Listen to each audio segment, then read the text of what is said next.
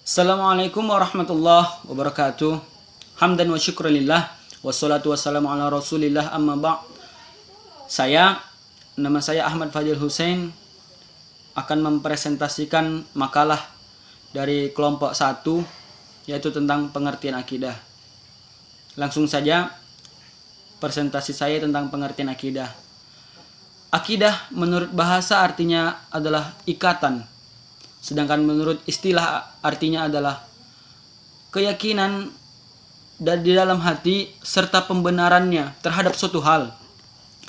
Mungkin bagi kita yang kita ketahui, akidah itu adalah beriman kepada Allah, kepada para malaikat, kepada kitab-kitab suci, kepada para nabi dan rasul, kepada hari kiamat, dan kepada qada dan kadarnya Allah Subhanahu wa taala. Kata akidah juga merupakan istilah baru. Jadi Allah dalam Al-Quran tidak pernah menyebutkan tentang akidah, dan Rasulullah dalam hadis juga tidak pernah menyebutkan tentang akidah. Jadi para ulama lah yang menyebutkan tentang akidah.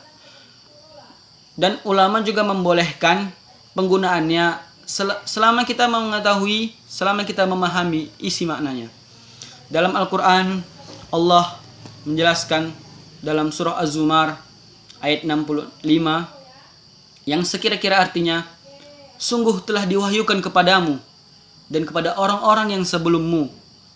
Sungguh jika kamu menyekutukan Allah Subhanahu wa taala, maka akan terhapus seluruh amalmu, dan tentulah kamu termasuk orang-orang yang merugi.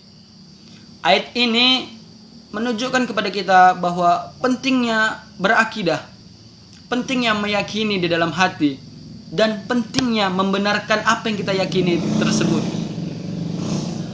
Rasulullah juga pertama kali menjadi Rasul, pertama kali dakwahnya didakwahkan kepada umatnya, menjelaskan tentang akidah, sampaikan dakwahnya tentang akidah.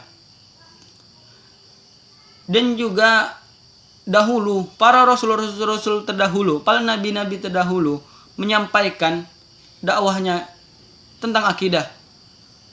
Mereka diutus kepada Allah untuk membenarkan akidah umat-umat yang belum benar akidahnya. Jadi pertama kali yang disampaikan oleh Allah kepada kita adalah akidah. Maka pentingnya kita berakidah. Assalamualaikum warahmatullahi wabarakatuh.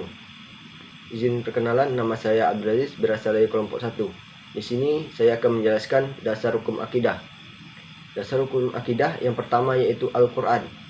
Di sini Al-Quran merupakan dasar hukum akidah yang pertama, karena Al-Quran merupakan firman Allah Subhanahu wa taala yang telah diwahyukan oleh Nabi Muhammad SAW melalui malaikat Jibril, yang berisi pedoman hidup bagi manusia agar selamat dunia maupun akhirat.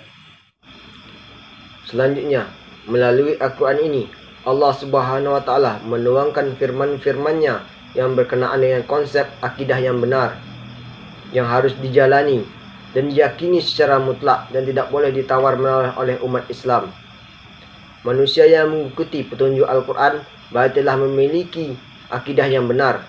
Namun sebaliknya, manusia yang tidak mengikuti petunjuk Al-Quran tidak memiliki akidah yang benar, sebagaimana firman Allah Subhanahu wa taala yang berbunyi, "Sembahlah Allah dan janganlah engkau mempersekutukannya dengan sesuatu apapun."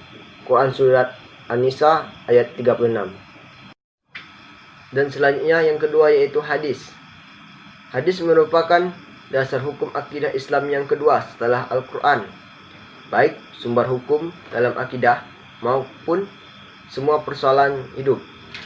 Hal ini dikarenakan semua yang disandarkan kepada Nabi Muhammad SAW dalam wahyunya dari Allah bukan sekadar mempertaruhkan hawa nafsu saja, sebagaimana firman Allah Subhanahu wa taala yang artinya, dan tidaklah diucapkan itu menurut kemauan hawa nafsunya. Ucapannya itu tidak lain hanyalah wahyu yang diwahyukan kepadanya. Allah Subhanahu wa taala memberikan petunjuk kepada manusia untuk mengikuti kebenaran yang disampaikan oleh Rasulullah SAW. Assalamualaikum warahmatullahi wabarakatuh.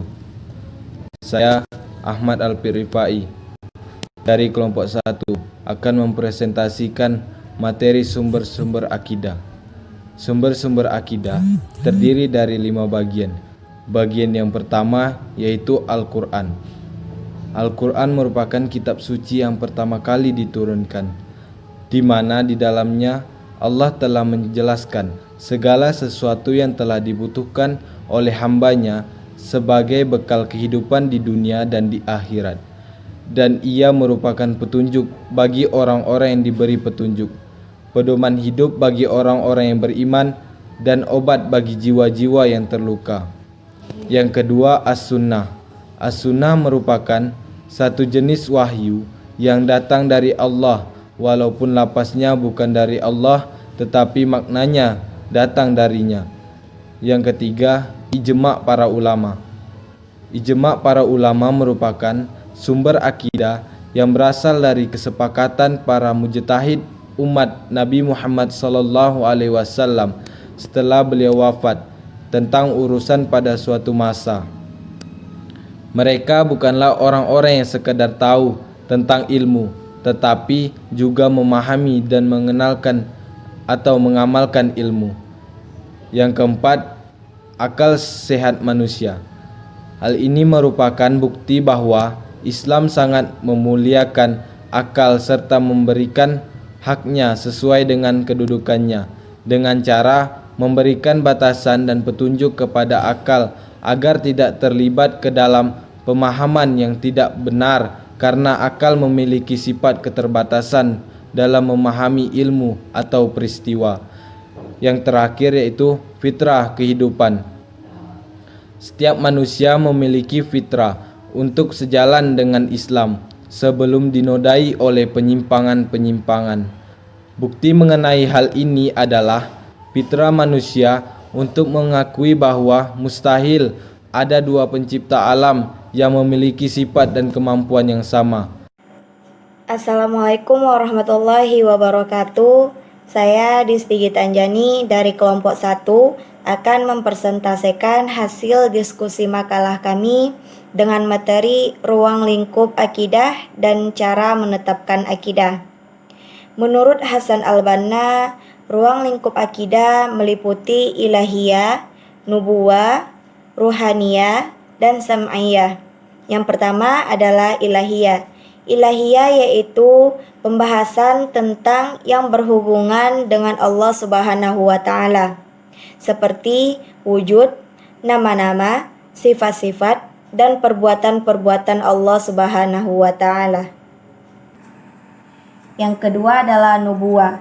Nubuwah yaitu pembahasan tentang segala sesuatu yang berhubungan dengan Nabi dan Rasul, termasuk juga pembicaraan mengenai kitab-kitab Allah, mukjizat, dan keramat. Yang ketiga adalah ruhaniyah. Ruhaniyah yaitu pembahasan tentang segala sesuatu yang berhubungan dengan alam metafisik, seperti malaikat, jin, iblis, dan roh. Yang keempat adalah sam'iyah. Sam'iyah yaitu pembahasan tentang segala sesuatu yang hanya bisa diketahui lewat sama'i. Maksudnya melalui dalil nakli berupa Al-Quran dan As-Sunnah, seperti alam barzah, akhirat, tanda-tanda akhirat, neraka, surga, azab kubur, dan lainnya. Yang selanjutnya adalah cara untuk menetapkan akidah. Para ulama sepakat untuk menetapkan akidah dengan 3 dalil, yaitu yang pertama adalah dalil akli. Dalil ini dapat diterima apabila hasil keputusannya masuk akal dan logis dan sesuai dengan perasaan. Yang kedua adalah dalil nakli. Ada 2 syarat yang harus dipenuhi oleh dalil nakli supaya dalil tersebut dapat menanamkan keyakinan dan menetapkan agama. Yang pertama, dalil nakli itu pasti kebenarannya. Yang kedua, dalil nakli itu pasti dan tepat tujuannya. Dan yang ketiga adalah dalil fitrah. Dalil ini adalah hakikat yang mendasari kejadian manusia Fitrah ini merupakan perasaan keagamaan yang ada dalam hati dan merupakan bisikan batin yang paling dalam. Sekian persentase dari kelompok kami. Apabila ada kesalahan mohon dimaafkan. Wassalamualaikum warahmatullahi wabarakatuh.